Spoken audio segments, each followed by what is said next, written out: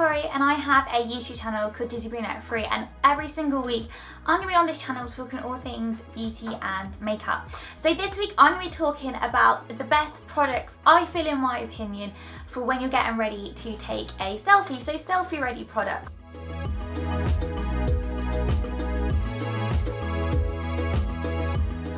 Selfie was probably the most used word of 2014, and to be honest, I'm kind of sick of hearing the word selfie myself. I just feel like it got very overused, but I won't lie, I am partial to a selfie, especially if I'm particularly liking my hair or makeup or an outfit.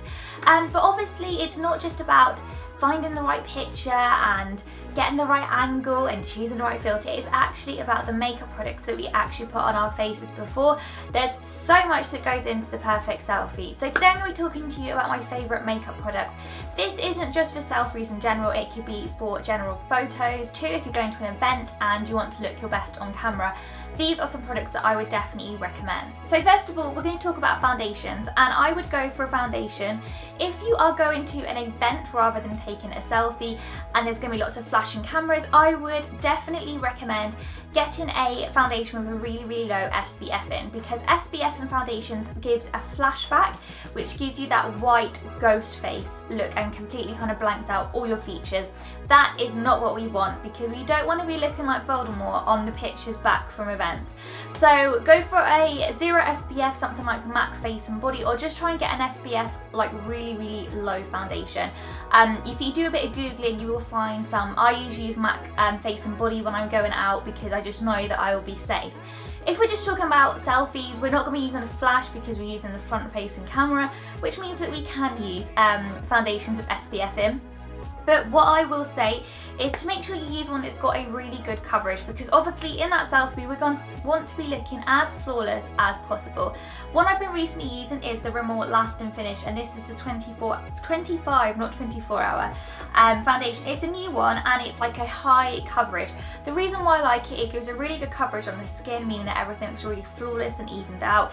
It's also really long lasting, and also it has a really nice finish to it. It's matte but satiny at the same time, which is the kind of look that you want to go for when you're taking pictures. You don't want to look too greasy and oily, but you don't want to look too matte and dry either, so something in between is usually quite good, and I just feel this foundation is quite a good one for me and I've been enjoying it. I also think it photographs really well whenever I've been taking selfies with it or photos. I think that my skin actually looks quite nice in the photos, and a recent selfie that I uploaded on my Instagram, someone said that I looked really nice and glowy, so that was all down to this foundation. Next, I would say having a good bronzer and highlighter is always the way to go. If I'm planning on going to an event where there'll be lots of photos, or I know that it's going to be a selfie day, for example if I'm filming, I will make sure that I kind of up my game with the bronzing and highlighting, so I'll add a little bit more than what I would normally. My favourite product for this at the moment is the Charlotte Tilbury, and this is the Film Star Bronze and Glow. It's a contour and highlight palette, and oh my gosh, it's pricey but it's so worth it.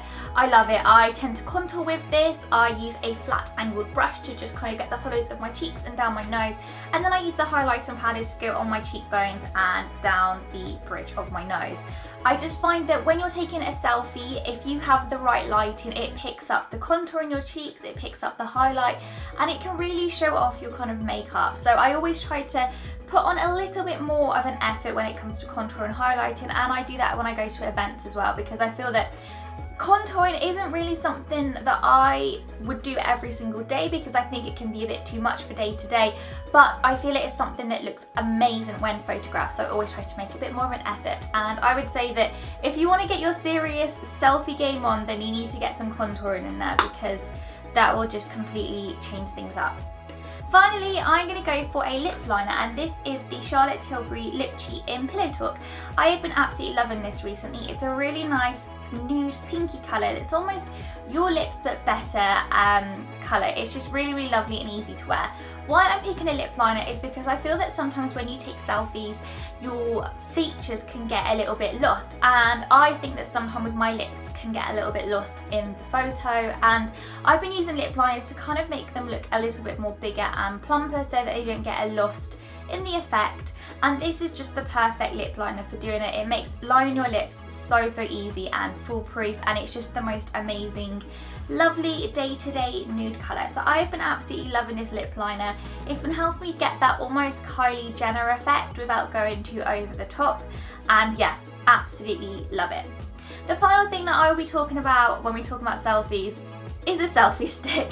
I have a bit of a love-hate relationship with these. I think they can be a bit cringe in photos, but I have to say, getting one of these, if you really want to up your game selfie-wise, you will not regret it, because it just makes things so much easier. Instead of having to hold your phone out like this as far as you can to get the best angle, you just pop it in this and this just extends, and it's also got a button on so you can click away basically. You can pick these up all over the internet, eBay, Amazon, but if you're into taking selfies, or if you've got a group event to go to and you want to take some group selfies, definitely recommend picking one of these up, because it will make things a lot easier. I have really shaky hands, so my selfies usually end up quite blurry, so this has been a bit of a lifesaver in that kind of element. So there we have it. There is my products that I would recommend for taking photos and selfies. Let me know in the comments down below if you have any favourite products that you use when you're going all out for a selfie, or if you're going to an event and there's going to be lots of photos. Also, don't forget to give the video a thumbs up if you did enjoy it, and to subscribe to the channel as well so you don't miss any of the videos that I will be posting. Also, don't forget that I also have my own YouTube channel, which you'll find linked down below, so come over and say hi to me on my videos. So thanks for watching, and I will see you next week.